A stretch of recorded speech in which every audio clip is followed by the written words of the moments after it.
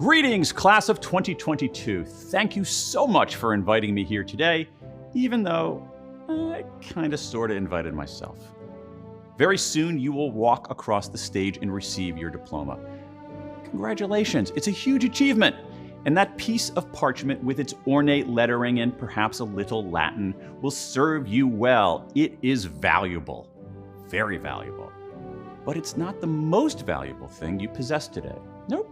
Your most valuable possession today and in the future is something you can't see, something you can't touch, something you can't encase in a frame and display on a wall.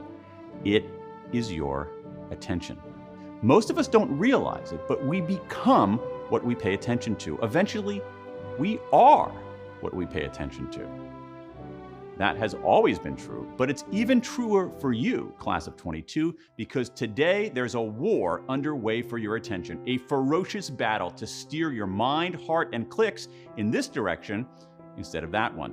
Vying for your attention, slugging it out online and in life, are giant companies, bizarro billionaires, ingenious algorithms, crackpot conspiracies, even your own classmates. The most important decision you will make after you've graduated is how you respond to this battle. Let me say it again. We become what we pay attention to. What you pay attention to will determine who you are. So that raises a question. Where should you direct your precious attention? Today, I want to offer an answer. Actually, 20,000 answers. For the last few years, I have been studying regret. That stomach-churning feeling that the present would be better and the future brighter if only we hadn't chosen so poorly or acted so stupidly in the past. Regret is our most misunderstood emotion. It hurts, it lingers, it exists in every place and in every person. A half-century of research in social psychology, developmental psychology, neuroscience, and cognitive science shows that this painful emotion is one of our most common. But that's weird, right? Why would something so unpleasant be so ubiquitous? The answer is simple. Because it's useful. If we treat our regrets properly, not ignoring them and not wallowing in them, but confronting them, they clarify what we value and instruct us how to live. Let me tell you what I mean. As part of my study, since 2020, I have been collecting regrets from people across the globe, what I call the World Regret Survey. We've now amassed a database of more than 20,000 regrets from people in 109 countries. It's amazing. Around the world, with remarkable consistency, people of all backgrounds and nationalities end up expressing the same 4 regrets. These core human regrets can show all of us where to point our attention. The first of the big 4 regrets is what I call foundation regrets. Foundation regrets emerge from small choices we make earlier in life that accumulate to negative consequences later in life. We spend too much and save too little. We don't eat right, sleep enough, or exercise regularly. We apply only grudging effort on the job or, yes, in the classroom. Here's an example with particular resonance today. I regret that I did not take my college years more seriously, said a 49-year-old man from Virginia. Rather than thinking of the future, I spent too much time enjoying the present. These tiny decisions and indecisions eventually catch up to us and destabilize our lives. Foundation regrets sound like this. If only I'd done the work. The second type of regret, boldness regrets. All regrets begin when we're at a juncture. And with this category, the juncture presents a choice. Play it safe or take the chance. And when we don't take the chance, not all the time, but most of the time, we regret it. I wish I'd taken more career risks, said a 35-year-old woman in California. I've played it too safe. Met the most amazing woman in college, said a 37-year-old man in Ireland. Never found the courage to ask her out. We regret not speaking up, not starting a business, not coming out, not studying abroad, not asking out a crush, not asserting ourselves. Indeed, one of the sturdiest findings in the existing research and in my own is this. Over time, we are much more likely to regret what we didn't do than what we did. Boldness regrets sound like this.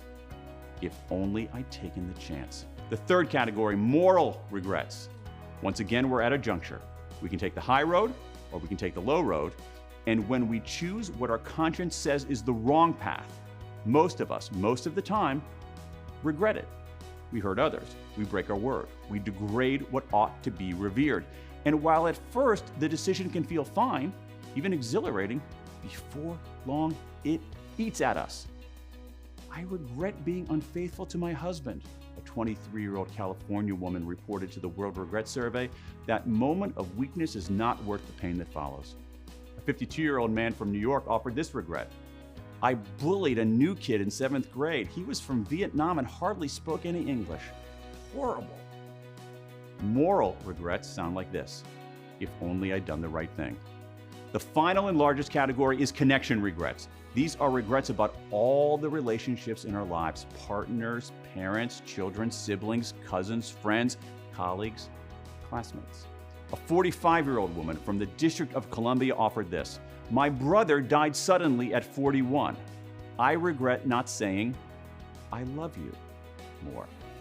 I regret ending a friendship post-college because she thought I was dating the wrong guy, which I was, said a 51-year-old woman in Minnesota. What gives our lives significance and satisfaction are close and meaningful relationships. But without proper tending, those relationships can drift apart. Yet because we feel awkward, we often do nothing, and the drift widens. Connection regrets sound like this. If only I'd reached out. If only I'd done the work.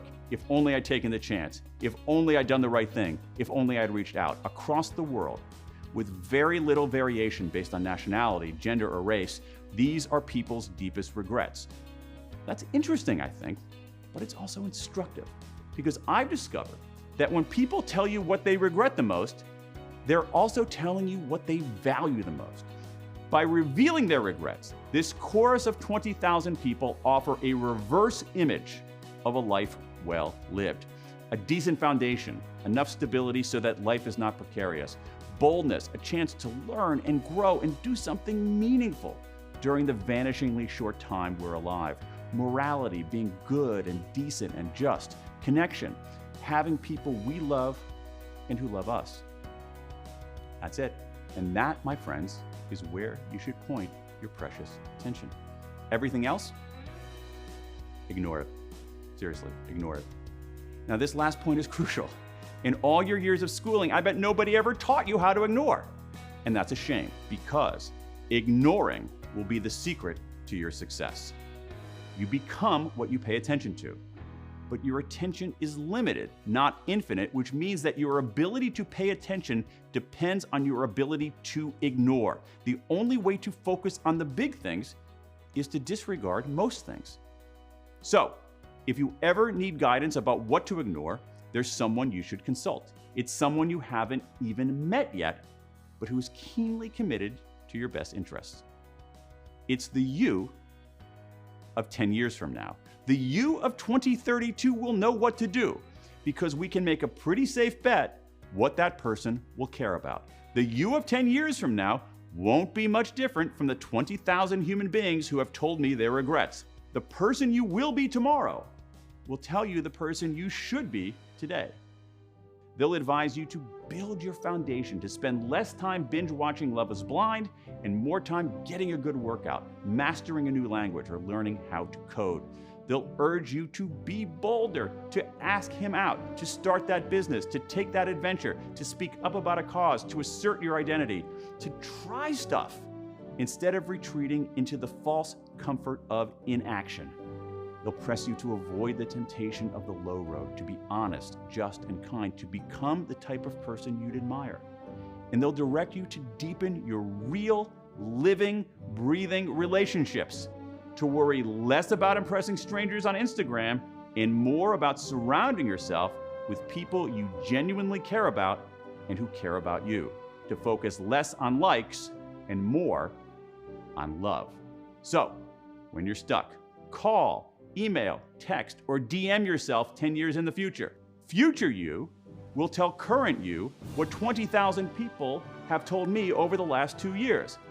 Do the work. Take the chance. Do the right thing, reach out, and ignore the rest. You won't regret it.